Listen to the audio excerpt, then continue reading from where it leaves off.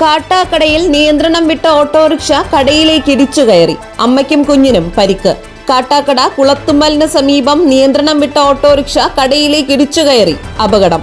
സ്കൂട്ടറിൽ സഞ്ചരിക്കുകയായിരുന്ന അമ്മയെയും കുഞ്ഞിനെയും ഇടിക്കാതിരിക്കാൻ ഓട്ടോ വെട്ടിത്തിരിച്ചതാണ് അപകടത്തിന് കാരണമായത്.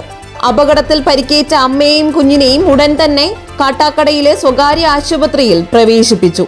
കുളത്തുമ്മൽ സമീപം ഇന്ന് ഉച്ചയോടെയാണ് സംഭവം നടന്നത്.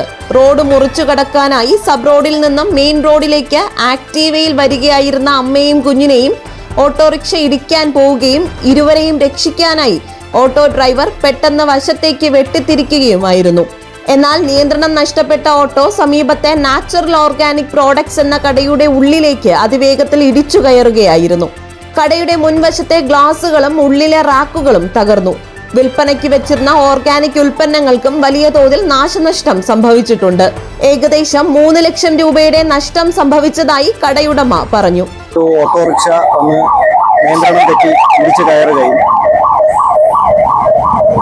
ഒരുപാട് നാശനഷ്ടങ്ങൾ സംഭവിക്കുകയും ചെയ്തു. ആ സമയത്ത് ഞാൻ കടയിലില്ലായിരുന്നു.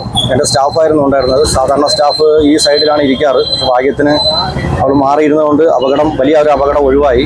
എന്നാലും ചെറിയ അപകടങ്ങളൊക്കെ ഉണ്ടായിട്ടുണ്ട്. 3-3.5 ലക്ഷം രൂപയുടെ നഷ്ടം വരും. കാട്ടാക്കട ഏരിയ കമ്മിറ്റി അംഗമാണ്. നമ്മൾ സമിതിയുടെ അംഗം കൂടിയാണ്. ഒരു ഓട്ടോയിൽ രോഗിയെ കാണിച്ചിട്ട് വരികയാണെന്ന് പറയുന്നു. ചെറിയൊരു ട്രെയിനിങ് കൂടിയാണ്. അപ്പോൾ ഒരു കുട്ടി വണ്ടിയിൽ വന്ന് ബ്ലോക്കാക്കി എന്നാണ് പറയുന്നത്. ബാക്കി എനിക്കറിയില്ല. പക്ഷെ എന്തായാലും കടക്കകത്ത് ഇടിച്ച് ഒരുപാട് നാശനഷ്ടങ്ങൾ, ഒരു 3-3.5 ലക്ഷം രൂപയുടെ നാശനഷ്ടങ്ങൾ കാണുന്നുണ്ട്. തലനാരിഴയ്ക്കാണ് വലിയൊരു ദുരന്തം ഒഴിവായതെന്ന് നാട്ടുകാർ പറഞ്ഞു. പരിക്കേറ്റവരുടെ ആരോഗ്യനില നിലവിൽ തൃപ്തികരമാണെന്നാണ് റിപ്പോർട്ടുകൾ.